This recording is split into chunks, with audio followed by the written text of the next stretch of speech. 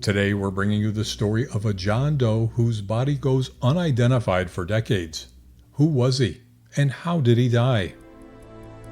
This is APB Cold Case. Here's your host, former Police Chief Mark Spahn. Our story begins in the spring of 1981 in Bethlehem, New York, a town of more than 25,000 surrounded by farms and beautiful rolling hills. The bitter cold days of winter had passed, and the local farmers were finally able to get back to work in their fields. On April 3rd of that year, Frank Vadney, the owner of a horse farm on the edge of town, was out surveying his property. His granddaughter, Lynn Dente, talks about that day. Every spring, my grandfather would go out. He was out checking the fence line and happened to be in the way back corner of our field, was looking in a small section of the woods and saw 2 feet sticking up and a man lying down, and that's where they found him, and then he contacted the police. Officers, detectives, and the coroner were dispatched to the scene. The area was densely wooded, and the partially decomposed body was clothed, and a few papers lay scattered nearby. Aside from the body and the papers, nothing else was found at the scene. There was no wallet, nothing to identify the man. The body was in an advanced state of decomposition, so there was no apparent cause of death. At that time, investigators weren't sure just what they had. The body was transported to the morgue for autopsy, and so began the investigation into the man with no name. At the time, police believed the man had been dead since January. We spoke with Bethlehem Police Detective Adam Hornick about the autopsy, which revealed no obvious signs of gunshot wounds or fractures. But because of the state of decomposition, no internal organs remained, so the cause of death was ruled undetermined. Their John Doe didn't match any missing persons in the area, and detectives knew that before they could figure out how the man died, they needed to figure out who he was. Today we've got so much technology at our fingertips, and everyone's heard of DNA. But in 1981, DNA technology was just emerging. Most police crime labs had not yet gotten into DNA analysis, and there was no centralized DNA database. In fact, the FBI's combined DNA index system, known as CODIS, didn't exist until 1998, 17 years after the discovery of this body. Police chased down every possible lead, but they found nothing. The papers found near the body led nowhere. The only thing left to do at that point was to enter the case into state and national databases as unidentified human remains. The case went cold. Records indicate that in 1993, the fingerprints of the dead man were resubmitted to the state for analysis, with no matches. Then, in 1996, the case was resubmitted to a national database. With no other apparent leads, the case went cold again, and years passed. Until October 2013, Police Officer Adam Hornick of the Bethlehem Police Department had just been promoted to detective sergeant when he was approached by another sergeant asking about one of their old computer entries for a John Doe. Neither of them was familiar with the case, and no one else on the department of 42 sworn police officers had been working in 1981. In fact, Hornick would have been in kindergarten at the time. Here's Adam Hornick. The first time I even heard this case existed was in October of 2013. And the administrative sergeant came to me. One of my jobs as a detective sergeant was to validate wanted persons, missing persons, unidentified persons in the state and national database. So he handed me this and he goes, "Is this record still active?" And I looked at him and I said, "I have no idea what you're talking about." And he told me a little about it. He's like, "Oh, this is a body that was found up on the Vadney farm, kind of near the high school back in the early 80s. So right away, I was fascinated with the case, to be honest. And I'm like, how have I never seen his case file? I've been a detective for 7 years. I was our evidence and property custodian at the time. And I'm like, we have no evidence on this case, but the portal entry very specifically said that the jaws were available, which piqued my interest right away. And I'm like, that's not possible. I've been through the evidence room, dozens of times. There's nothing in the inventory. Then the search came on for a case file. I'm like, where is this case file? I want to know more about it right away. Well, one reason was to validate the record. I had to make sure it's still an active record. And two, my interest was piqued. Sergeant Hornick went looking for the case file.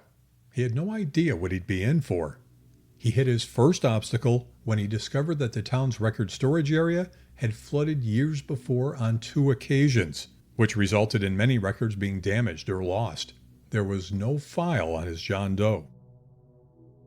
I went personally through the old files and had many members assist on separate occasions, working as a team and working separately to make sure we didn't miss anything. So we literally had, when I say we had 2 sheets of paper, it was just a printout of the portal entry of the unidentified individual. That did have a clothing description, that described the type of shirt, pants, and the moccasins, but it didn't have all those details of what was found near the body, how the body was found, and what had been done. We had a good summary of the body. There was an approximate height, and the age approximation was 30 years. The decedent was 30 to 60 years old. While that's good, it's not, as we know. And there was also the dental chart and every information was included in the clothing description. There was a generic outline of what that scene looked like, but that was about it. At this point, the odds of finding the identity of this John Doe weren't good, and Sergeant Hornick could have just given up, but he didn't. He knew that this could be someone's son, father, or brother. Whoever this was, Hornick was determined to do whatever he could to identify the man. He started to recreate the file from scratch. He began with the NCIC computer entry, that's the National Crime Information Center, used by police for sharing bulletins with other police departments about crimes, wanted and missing persons, stolen vehicles, and in matters like this, unidentified human remains. So in the next few months, I started working on coming up with how can I recreate this file? Where do these records exist? Well, the only thing I had was from DCJS, so I reached out to them. DCJS is the Division of Criminal Justice Services in New York State. And back in 1981, they maintained paper copies of the NCIC entries. Sergeant Hornick was starting to make headway. But they, lo and behold, had, it was about 14 or 15 pages of stuff that included a copy of the original incident report, which was completed on a typewriter. It had 1.5 pages of notes, like the detective notes that they would actually take in the first 2 days after the investigation. But it did include a sketch of the area, a sketch of the body, and on that sketch, it had a list of the documents that were found near the body. It had a photocopy of that fingerprint card. According to the computer record, Bethlehem police noted in 1981 that they had jawbones available for identification. Sergeant Hornick, who, as you'll remember, was also in charge of the evidence room for the department, hits obstacle number 2.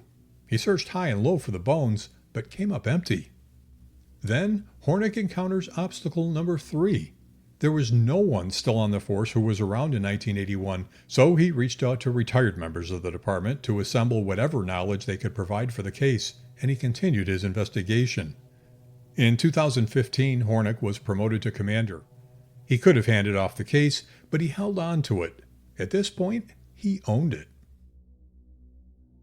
So now I had an incident report, I had names, I had a real location, I had members of the department that were involved in the case. Some of those members that were involved have since passed. Some of them were still alive but retired. So I was able to reach out to them and talk to them and ask questions.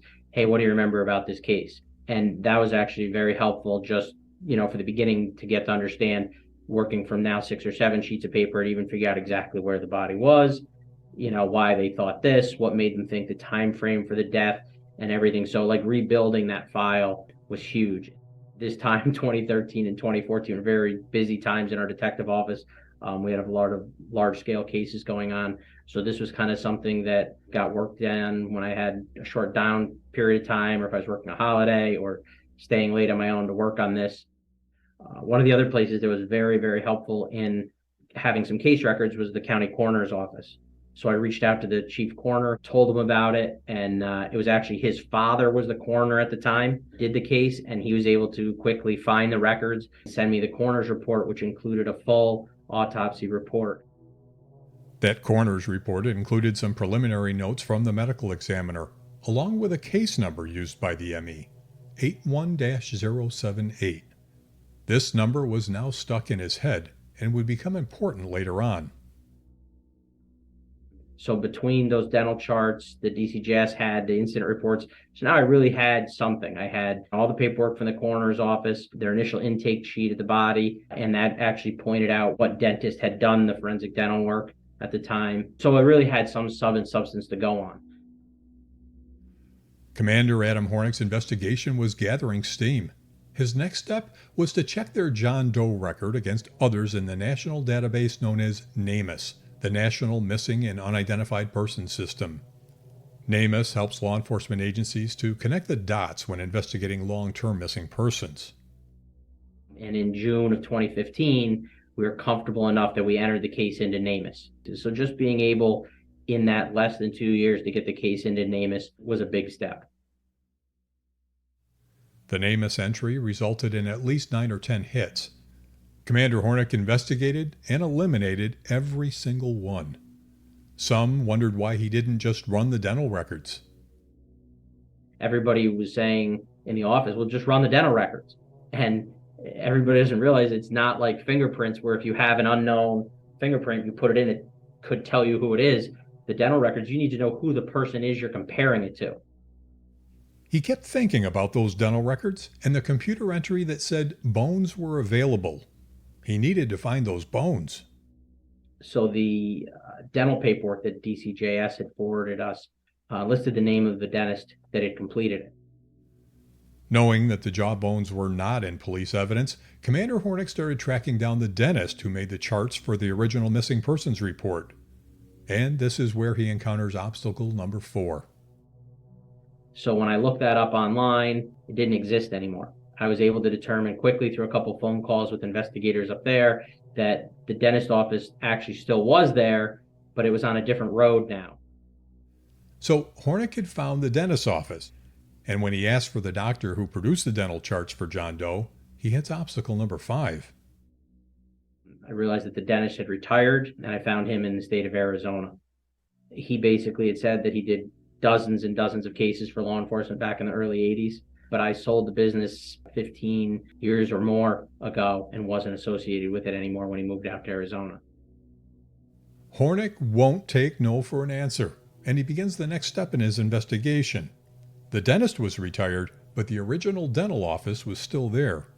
Linda Hayner was working at the office when Adam Hornick called. So one day I just decided to call up to the business, say basically, hey, I have a really weird question for you. Are there any records left of this? And lo and behold, I get a lady who worked there back in the 80s, was still there, said, yes, there's still actually a banker's box in the basement. In that box, there's boxes of bones. He was very hesitant because he said, I know I'm going to ask you a question that you probably won't have any information about. But as soon as he explained that he was looking for old cases, I knew exactly what he was talking about. So I knew that there were cases that were in a box downstairs, and they had been there for years. Some of the numbers on the boxes didn't pertain to what was in the box, so I was trying to sort out what was a correct number. He gave me a number, and I just kept looking for that particular number, and bingo, we hit it. And I just remembered that number, 81-78, and when the lady read it, I'm like, that's my bones. And she's like, how do you know? And I'm like, well, I'll show you when I get up there. I'm on my way. I was as surprised as he was. That particular case that he was working on ended up in our box. I think all the stars were aligned and they just happened to work out that day. With the jawbones back in the hands of law enforcement, Hornick now wondered if he might be able to get a DNA analysis. But first things first, and obstacle number 6, he had to confirm that these were in fact the bones of his John Doe. So we're now talking 36 years that these bones have been out of police and law enforcement custody, because the autopsy paperwork indicates that they brought them there 2 or 3 days after the deceased's body was found. So here we are, June of 2017, and I was like, we have the bones. And I emphasize the because the question is, knowing how DNA works, I can't just submit these to the lab. The lab's never going to accept these based on me matching the numbers, the coroner's case numbers. We have to do something to prove that those are actually our bones. They were in amazing shape. All the teeth were still intact on both jaws. 2017, this is just when New York State is passing the DNA laws, where you can finally start using familial DNA in certain cases. So I'm keeping an outside hope that that's possible. And really then my goal in the department with everything else going on was to set this case up for somebody to solve someday. I have enough pieces, even though we're missing that big case file, we've reproduced a lot. So we're still at 2017, and enlisting the assistance of famed forensic odontologist Lowell Levine, Hornick asked the doctor to compare the bones to the dental charts from the original autopsy. He came to our station, looked at the bones, did a complete dental chart for the bones that were in front of us. And I said to him, well, now can you compare them and tell me if it's the same? And he said, well, you can actually do it. Get the chart. So we got the chart for the 1981 case, put it next to it, and everything was 100% exact match. So at that point, I got to be honest, that was like a really, really good feeling. Even though it was 4 years, we went from not even knowing this case existed to we now have bones, and there's a chance we could get DNA off this. Commander Hornick sent the jawbones to a few DNA labs, including the University of Texas, which had been doing a lot of work on unidentified human remains. A partial DNA string was identified. Hornick's investigation was gaining speed, but he's about to hit obstacle number 7. It's now October of 2018, and Hornick sent a request to the state of New York to start the process for familial DNA on the bones. But then came an answer he didn't expect. The case was not eligible. Hornick explained that the law and regulations in New York State at the time only allowed the use of familial DNA for items left at a crime scene. The body of an unknown deceased did not qualify. Hornick's next strategy was a press conference, which happened in December of 2019. It resulted in some tips, but none of those leads panned out. But that media push focused attention on the state law that did not permit the use of familial DNA in cases of unidentified human remains. Hornick said that it seemed like the laws were on track to be changed. But then, here comes obstacle number 8, COVID, which slowed everything down, including the legislature. In the fall of 2020, Commander Hornick enlisted the assistance of the FBI, which had a unit that handled investigative genetic genealogy. Hornick explained that if his department could get an ID, the way they got it was important, just in case this turned out to be a homicide. They wanted to be able to use the evidence and not have it suppressed because a New York State lab was not approved under New York State law. But a federal agency, the FBI, was not constrained to New York State laws and policies concerning familial DNA. So now we're at September 2020, and the bones are at the FBI lab in Quantico, Virginia. By this time, the bones had been stored for 41 years, and there was concern about degradation of the samples.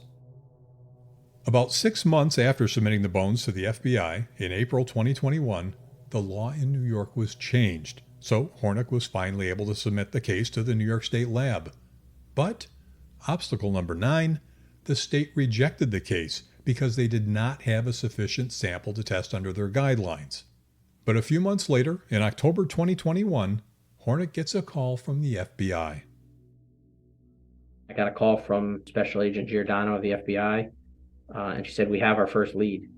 We did the charts. We're at fourth cousins. We're moving the tree up. We have a lead. And of those branches of the tree, we have found a family member who is in their 80s that's still alive. Everybody else in our charts right now is deceased. They're out in Massachusetts. The FBI was willing to send agents out to this location just outside Boston and interview a lady in her late 80s. And basically the purpose of that interview is, that strange knock on the door of, hey, we're the U.S. government and we're following up on this DNA hit, and somehow you're related to the person, but we don't know exactly how yet because, we weren't able to get that exact kinship ratio of what the relation was. We just knew they were a close relation. That lady in her 80s, that was the first time we ever heard the name of what would later become confirmed as our John Doe. She said, well, this sounds like my nephew, Franklin Feldman. Nobody in our family seen him in 50 years. And that fit everything. The relative said that Franklin had some mental health issues and was in upstate New York at one time, but that no one had seen him since the late 1970s. This relative also said that Franklin Feldman's mother had passed away around 2013. Then the agents asked if she'd be willing to submit DNA for comparison, and she agreed. So at that point, our job was to try to fill in the rest of the blanks in the family tree. And now that we have a name for the first time, we restarted this case in October of 2013. Now it's October 2021, 8 years. We're like, holy cow, let's see what we can do with this name. Now, 8 years after Hornick resurrected the case, and 40 years after the body was discovered, they had a name. But they didn't have a date of birth or social security number for Mr. Feldman. Hornick contacted Massachusetts authorities, asking them to check their old files for any contacts with Franklin Feldman. Police located obituaries for Franklin's parents, which led them to a social security number and birth date for Franklin himself. It turned out that there were no earnings reported under Franklin's social security number, and as Hornick checked into driver's licenses and other official records, he was not finding that any state agencies had contact with Feldman. Hornick explained that for the first time in his law enforcement career, having agencies tell him that they found nothing was actually a good thing. Because by them not having any information was proving to me that Franklin was deceased. Then they located a first cousin in his 70s in Massachusetts. The cousin had never met Franklin Feldman, but had heard about him from other family members. That cousin also volunteered a DNA swab, and once again, Commander Hornick waited for the lab. The lab came back with a kinship ratio, the likelihood that one person's related to another, that fit the family tree that they'd been building. John Doe, who probably died in January 1981 and was found in April 1981, was Franklin Feldman. At that point, we were pretty much convinced this was him. The DNA got us there, the lady spontaneously saying it, the lack of information, and then it was just waiting for those samples to come back. One the FBI did, and the other the New York State Police lab did. So we had them done at two separate labs, and the labs basically returned that this kinship ratio of this individual to your John Doe would be this. And in the one case, it was an aunt, and the other was a first cousin. And it matched exactly what our family tree was. It was really those two DNA swabs was our confirmation. Commander Hornick's original goal was to set this case up for the next detective, but he also realized that if he didn't solve the mystery of the man's identity in the next 5 or 10 years, that it probably wouldn't get solved, considering that most family members would have passed away.